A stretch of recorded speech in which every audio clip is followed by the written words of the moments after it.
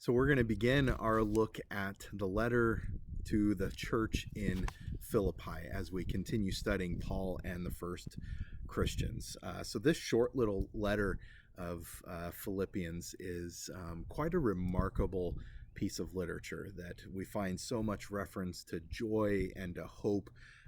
So many very famous different verses and passages that I'm sure we have all read many times, and many of us even probably have these verses up around our house somewhere. But such a packed full letter here, and so this first session is just as an introduction to this letter, kind of what is the background to the letter, what was going on when Paul decided to write this thing down. So first off, we want to think about the city of Philippi. This is where the church is located at, where Paul was sending this letter. So Philippi was this imperial city, and imperial meaning that in the Roman Empire, this city, along with other cities in the empire, but this city had a strong presence for the cult of the emperor, the worship of the emperor.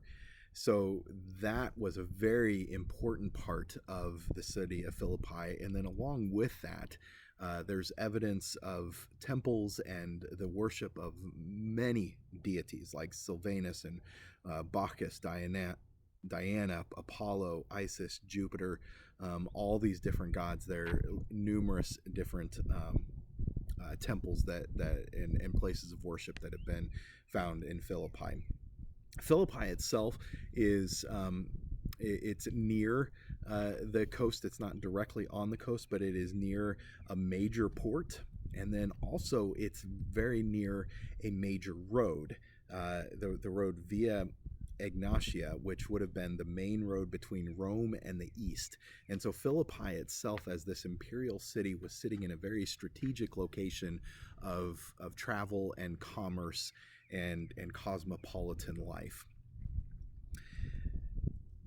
Paul himself was writing this letter from Philippians. And if you go through and read this letter and reread that first chapter of Philippians, he's mentioning the fact that he is in prison over and over again. This becomes the backdrop to what he is writing and even the occasion for it. And in fact, the church in Philippi had sent a man to bring him a gift. And so as he's sending him back, this is the letter that is accompanying this person. So where was Paul imprisoned at? He was imprisoned in several different places. And so scholars, there's some debate as far as what city he may have actually been in when he was writing this letter to the church in Philippi. But most scholars now are starting to fall on the fact that he was imprisoned in Ephesus, although there's not hard evidence that Paul was imprisoned while in Ephesus, but he was there for a period of about 3 years, and very likely that he may have been in prison there, and it was about 400 miles from Philippi, and so somewhat near and travelable as far as how Paul is recounting the travels back and forth with Philippi and the communication with Philippi from prison there. There's also other arguments, though, that this may have been he was imprisoned in Caesarea, but that's even further, very far away. And then there's also arguments that this was while he was in prison in Rome, kind of towards the end of his life there. But the exact location, it's neither here nor there. But he was in prison, and that is more important than necessarily the city, because then it's in this context of imprisonment that he is talking about joy and hope in suffering. That's really this big idea in Philippians, this joy and hope in suffering. And so Paul uses this theme of opposition and suffering as something that he personally is going through, but then also what the community for the church in Philippi is going through as well. As I had said, within this context that Philippi is this imperial city, Paul is actually using political language in this letter. Now, we may not hear it in our own ears that it's political language, because words like Lord aren't necessarily political for us, but as we've talked about in this study, Caesar claimed to be Lord. And so when the Christians are going around and saying Jesus is Lord, that's actually a pretty political statement there. He's also using this language of citizenship. And so he's using this political language, and that kind of gives a little bit of context of the type of opposition that the church in Philippi may have been going through, because there's no evidence that there was actually a synagogue in Philippi. And the normal pattern that Paul went through was he would go to the synagogue, go to the Jews first, and then expand his mission to the Gentile Christians. But there's no evidence that there was actually a Jewish synagogue in first century Philippi. So very likely these Christians in Philippi were all Gentile converts, and that's an important distinction, because within the Roman Empire, the Jewish people were given a certain level of tolerance for their anti-empire kind of sentiments. Now, as Gentile converts, they would not have been in that same class of a group of people that were viewed with tolerance. Now you've got Roman citizens who are very likely making anti-imperial kind of statements and believing anti-imperial kind of beliefs.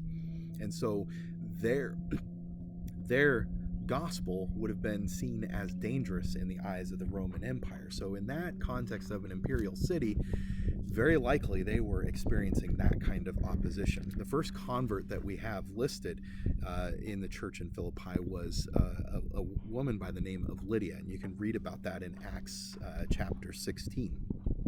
So this was the opposition and suffering that both Paul was experiencing in prison, very likely the church in Philippi was experiencing, and they formed a kind of bond. The Greek word that Paul uses in this is a koinonia, that they had this fellowship in suffering together. But again, from that suffering, it's not just a woe is me kind of suffering, because there's this joy and hope that Paul is finding. And if you look through, and I've got this listed here in our intro to Philippians handout, so you can go through and look up all these verses. But there's 1, 2, 3, 4, 5, 6, 7, 8, 9, 10 different verses in this very short letter where Paul is specifically mentioning about joy, about the completion of joy, about this idea of rejoicing always, that it is just a refrain over and over and over again that we're going to hear in the letter to the Philippians. So as we think about this theme of finding joy and hope within the opposition and suffering, we kind of ask this question, well, how does that happen? How does this happen? And the real key passage that becomes the framework for the entirety of the letter to Philippians, but then even beyond just this letter into the other writings of Paul as well, is this passage in chapter 2, verses 6 through 11, that is known as the hymn of Christ. We've already looked at this in our study before, but this was a hymn that Paul probably did not write, that the early church would have known, and so he's incorporating this into his letter.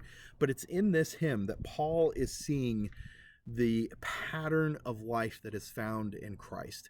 And the word that we've been using for this is cruciform. It's a cross-shaped life of Christ, that we see this cruciform life lived out in faith, in love, in power, and in hope. And that same cruciform life that's in Christ, that is the pattern of our life now as those who are disciples of Christ, or as Paul really likes to say, as those who live in Christ. So a simpler way of talking about this cruciform life would just be to use these two words of humiliation and exaltation. Next week, we're going to dig into this passage a little bit deeper, but just kind of as a basis, that's the simplistic way of looking at this cruciform life, that there's a humiliation that happens, and then later the hope of exaltation through the life of faith and love and power and hope. And so that's the pattern that we see in Christ, and then those of us who live in Christ then take on that same pattern. And so as Paul and the church in Philippi are in the midst of opposition and suffering, then they are seeing this pattern of humiliation and the hope for eventual exaltation through knowing Christ, through a life in Christ. So that's just a short intro to this letter from Paul to the church in Philippi. And next week we'll start digging in to specifically into chapter 2 and that hymn of Christ, and then we'll dig into a section in chapter 3 and then a section in chapter 4 as we look through this. So I look forward to seeing you next week in this study. And again, if you've got any questions or comments, please make use of the comment section here in the Facebook post, or you can always contact me directly. So grace and peace.